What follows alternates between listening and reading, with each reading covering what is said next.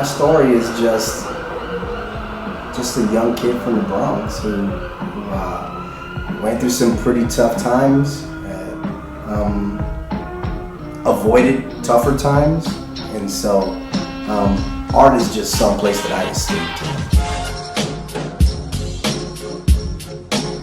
to. My name is Josue Rivera, also known as Ario, and I'm a graffiti artist.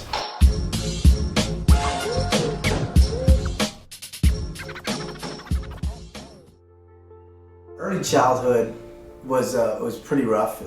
Growing up in the South Bronx during the 80s, which was the crack epidemic. We just grew up around a lot of violence. There was a lot of shootouts, a lot of people being killed over the drugs. So it was a pretty traumatizing kind of time. My teen years started to take a bit of I would say a more positive turn. I met some friends who were into the breakdancing scene, and back then, hip-hop has those three elements, and hip-hop is breakdancing, graffiti, and rapping. I fell into the category of graffiti. During those times, there was a lot of undercover cops, and we were young, so we really didn't pay too much attention to just, some guy standing on the platform. But the second you break out a can and you start tagging or something, and they pull out that badge, they take you in for it. So I was arrested around 3 or 4 times for graffiti. I know a lot of people may look at graffiti and say, wow, that's just a bunch of kids just running around destroying people's property. I don't think they look at the psychological part of it as to why they're doing it.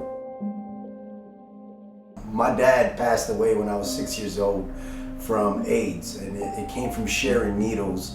My mother died when I was 11. She also contracted AIDS.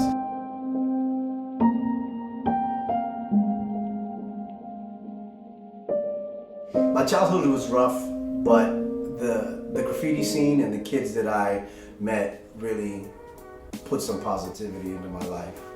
I didn't feel like an orphan. I didn't feel like a kid who didn't have parents anymore. I didn't feel like someone who had lost anything. At that time, through graffiti and through the friends I was making, I felt like I was actually gaining stuff, as opposed to being someone who lost a lot.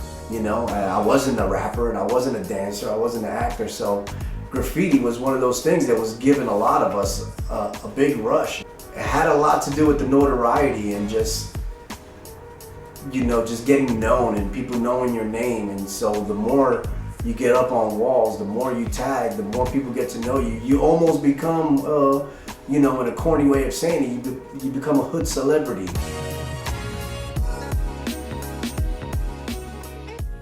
I grew up with a best friend named Daniel Rodriguez. And during my senior year, when I decided not to go on to college because of my parents' death certificates that I was embarrassed to turn in, Danny called me up and said that he was going into the military and asked me to go with him.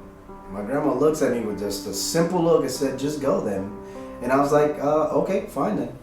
And that was it. Joined the infantry in 1998, and then Iraq got worse. And so I was deployed October of 2006, extended while I was there until January of 2008. That tour was what everybody knows now as the Surge. Iraq was so busy at the time that if you were comfortable on a base and you were infantry, you were sent to go live in the cities of Baghdad. It was the tour of tours. It was rough. I lost almost 23 friends out there.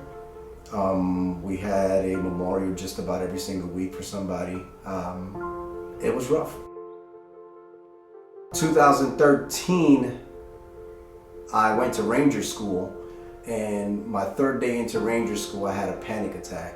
And it was an attack that kind of left me, I guess you would say, mentally paralyzed. And I began at that point treatment, being diagnosed with everything from PTSD to TBI, which is traumatic brain injury.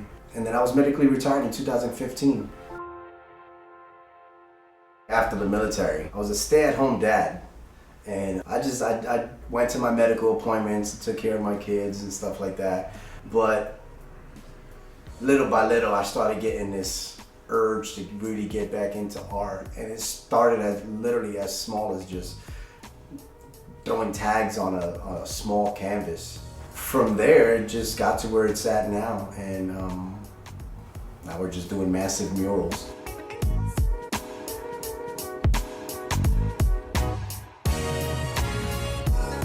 Laced and Found was such a premature company when it first started out in January of 2018. What we're trying to do is bring as much art to anywhere we possibly can. And we'll do everything from canvases to panels to murals on the wall. We've been breaking out lately into logo and marketing and branding.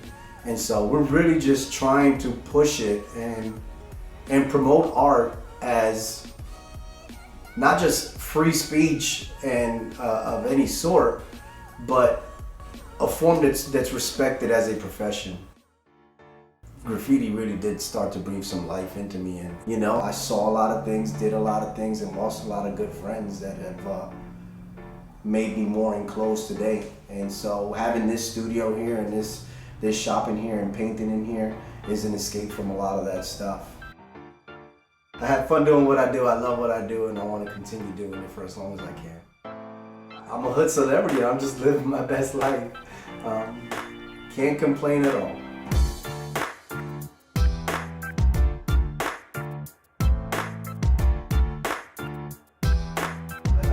This is my shop here, and this is where I come in to escape and do a lot of artwork.